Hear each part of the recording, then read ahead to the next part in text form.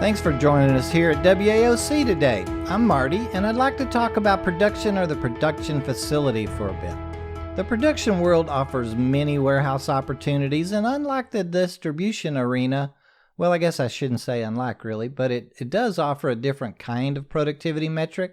Production doesn't necessarily mean we're building a complete product or a widget, if you will, from the beginning to the end, but we'll probably have a hand with a piece of it or a component to it, or maybe something to do with the end product or result at least.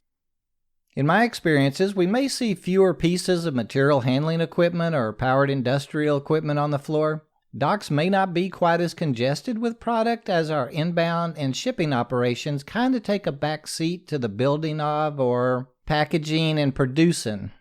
One of my first experiences in warehousing, and I really enjoyed this job, I was hired on with a meter company. We were stocking all kinds of parts for gas meters and water meters.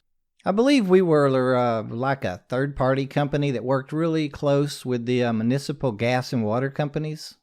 We really had two different divisions, or the warehouse was kind of split up into two areas. One area that repaired broken units, and on the other side of the building, we'd store or stock all the different parts that would be in the many different types of meters, and we had a assembly area where meters would be put together and where we actually built them.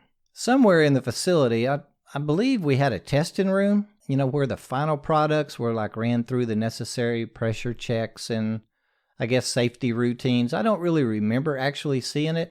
In any event, I never got to work to that task. I really enjoyed my tenure with them and liked the production work.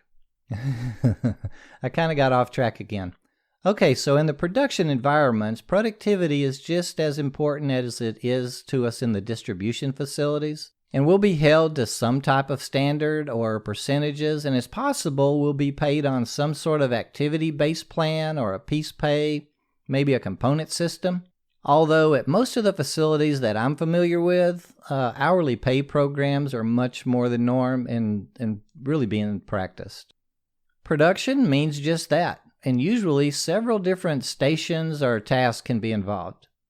Like the meter company I spoke of, the building was laid out in such a manner as to accommodate the many different tasks that would be needed to actually produce or make a meter. As an example, I'd come in each morning and start my day in the parts area. We were dealing with several hundred different small parts and springs, little screws and bolts and nuts. Really things I can't even describe to you. Just a lot of small things it would take to build a meter. We'd have a pick sheet, which would tell me how many meters, casings, or I guess you would call them meter housings I'd need, and how many of each part to pull. I'd put like items in a small bag, much like those plastic bags you'll find in furniture boxes or swing sets, with each bolt or screw that you'll need to put the thing together with. Then I'd place all the selected parts in a tote box. It'd then be placed on a small pallet, which was taken to the next station where a technician would start putting the whole thing together. Once the meters were assembled, they'd be placed on a pallet and head off to the testing rooms.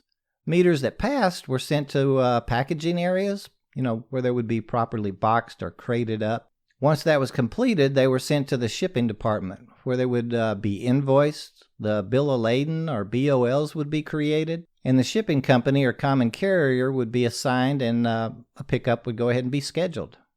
The meters that did not work or did not pass the test or the pressure test would be taken to like a dismantle desk, actually torn back down. It was really pretty wild. Every part would be reviewed, and then it would either be put back in stock or they would just go ahead and discard it. After that, if the meter, once it was torn apart, a new order would be created and kind of the whole thing would start over. A failed meter couldn't be repaired back then. It would simply just be dismantled. Let's take a look around us right now. Practically every item that we see has gone through or came from a production facility. It had to be built or put together in some fashion, right?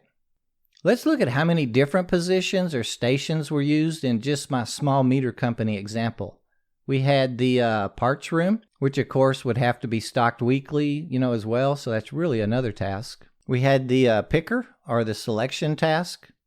The hauler, we called them movers at this particular facility, which would take the pallets of items to the next workstation or area. Assembly or technician areas, the test stations, dismantling desk. We called this one little area the dismantling desk. That's where all the meters would be taken, if they failed the test. And then, of course, the shipping department. Now notice we did not have a storage area or inventory department. Oh, we may keep like 1 or 2 special meters on a shelf for emergencies or for a special customer's needs, but everything's shipped almost immediately. It was our job to produce it or build it, not to store them or inventory them. We simply ship them to the customers or a distribution center to be distributed individually later. We're talking about products, but the service industries run production facilities as well. Think about your large commercial rental facilities. Their production stations can be pretty massive on their own.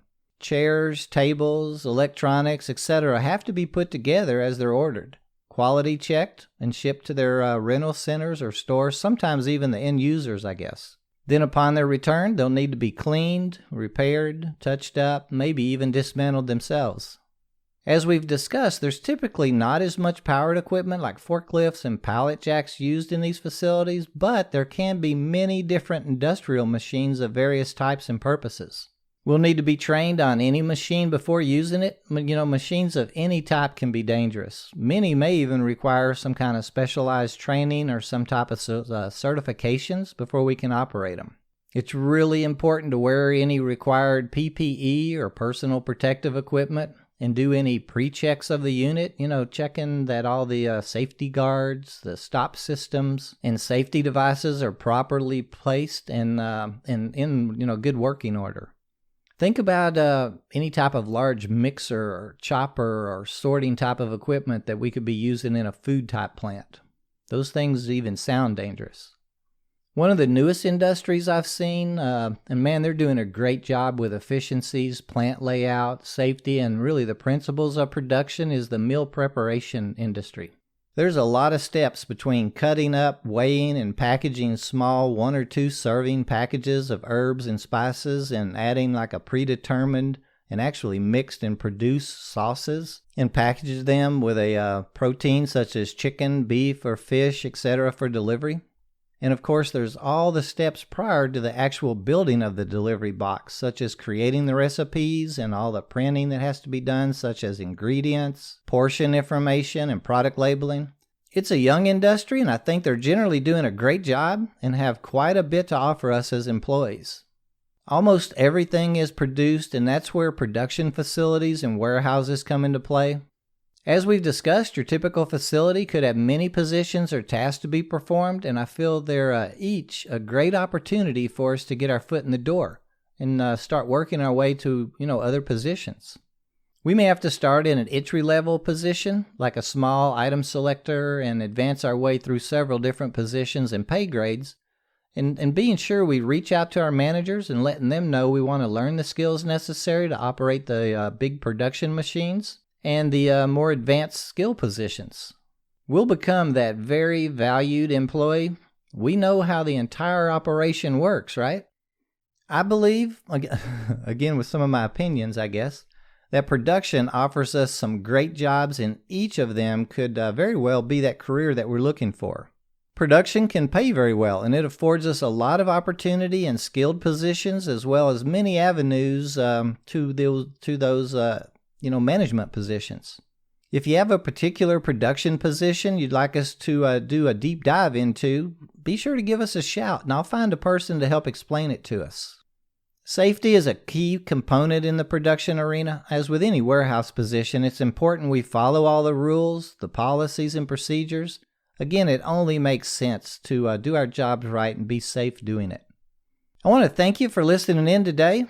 Us here at WAOC really appreciate all the likes and follows on our Facebook and Twitter feeds. Keep those emails coming. We enjoy helping any way we can.